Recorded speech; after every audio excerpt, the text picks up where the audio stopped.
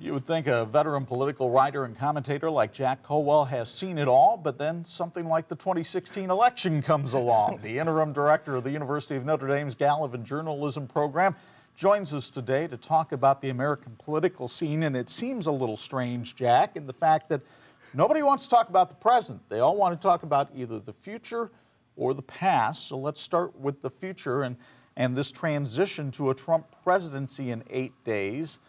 I'm not going to ask you to predict what happens in a Trump presidency because I'm not sure anybody can, but what are some of the key steps going on now in the transition that people need to keep an eye on? Well, I think one thing that's very clear now after yesterday's news conference is Donald Trump is going to be Donald Trump.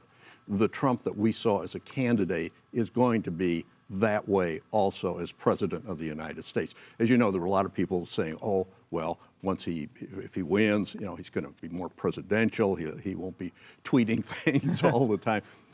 Yes, he will. He's going to be the Donald Trump who ran and won for president, and probably a lot of his supporters want him to be. Mm-hmm. Well, let me just jump in with this. You know, a lot of people, a lot of groups were offended by candidate Trump. Yes. So now will President Trump continue to offend these groups? Will he continue to talk about Mexicans and that building that wall, or will he try to build bridges? I don't think he's into building bridges, and I'm not sure that his supporters want him to. I think he may tone down some of his remarks a little bit, but he's not going to change very much his type of rhetoric and his objectives. I think they're going to stay about the same. That's going to really alienate even more the part of the country that dislikes him, that even fears him, but it's going to build his base even stronger. There was a piece yesterday by John Cass in the Chicago Tribune that basically said the reason Donald Trump became electable was Barack Obama. Do you kind of see where Cass connects the dots on that? Yes, I do. I read that column, and yes, I think there's definitely a point there. What stands out to you about the points that Cass made that makes the case for that? Well, I think if Barack Obama had not been president, Donald Trump would not now be the president-elect, soon to be the president. He used a different style, differentiating himself from Obama and all that Obama stood for and supported, not just Obamacare, but many other things in foreign policy, domestic policy. And there were a lot of people out there who were concerned about some of these things, and we're not that happy with President Obama and his approach to some of those things. Trump took advantage of that, and really, if he didn't have Obama there to criticize, go after, he probably would not have made it himself. Well, how do you draw the connection between those two things when President Obama is such a popular president? I mean, his base is behind him. What do you make of all of that then? That's another strange thing in this election year. Yes, personally, President Obama is very popular. I think that was seen in his sort of farewell address in Chicago.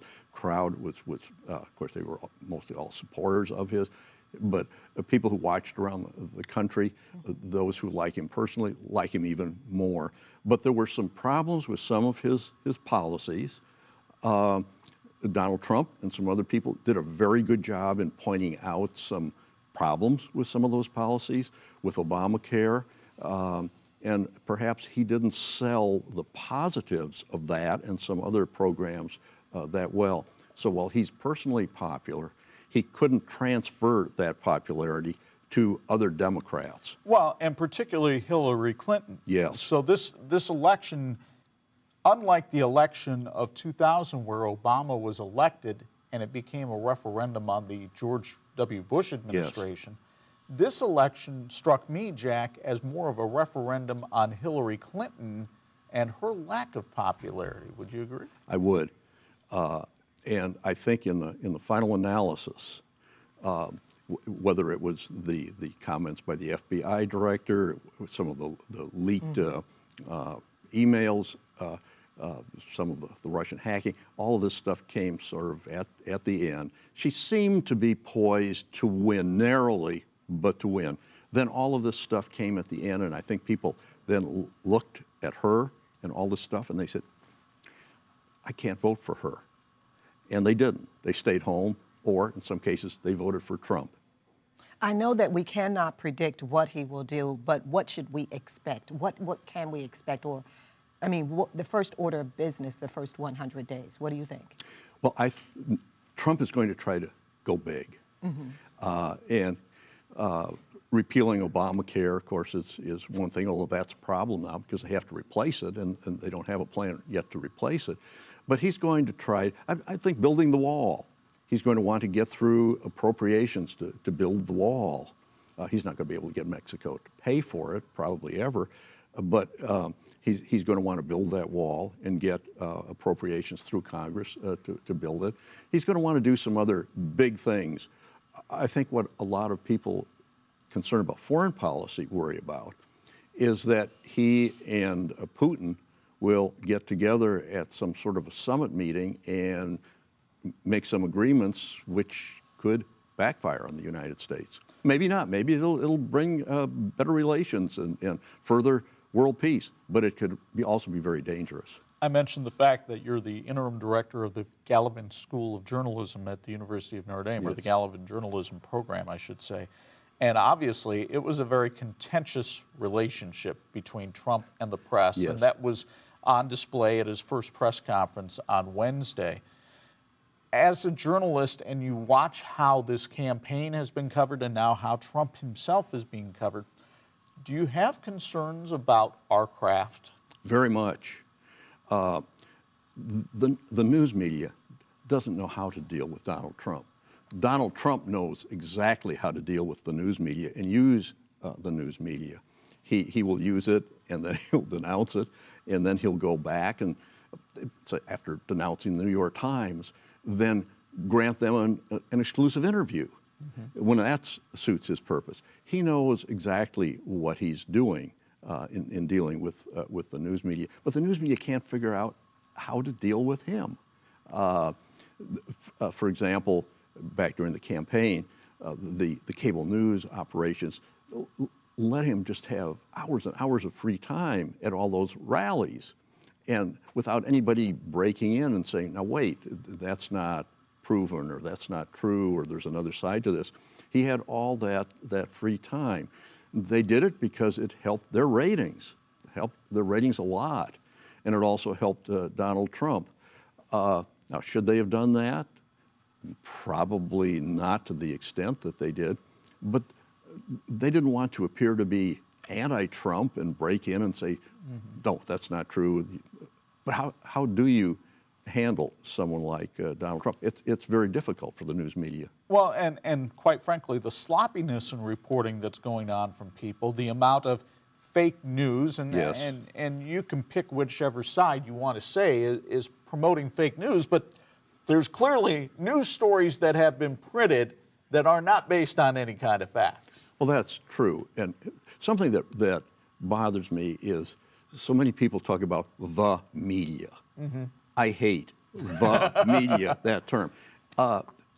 Differentiate between the news media, the mainstream news media, checking out facts, and somebody with a blog making up stuff, sitting in his basement in his underwear and just making up stuff, and it goes viral. And people call that the media. The magazines that are at the checkout counters at Martin's, that's not the news media. But when people just say the media, they think of all those things. So is it too late for the news media to turn it around, to become that voice, or, just presenting the facts and let the reader, the viewer, the listener determine what's factual? Is it too late to turn it around?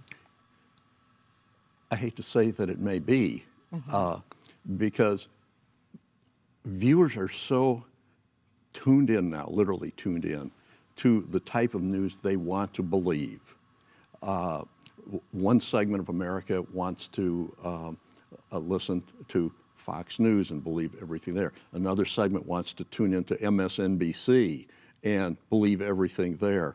And then when you have other news operations trying to come down the middle, sticking with the facts, checking things out, they think, oh, that's dull.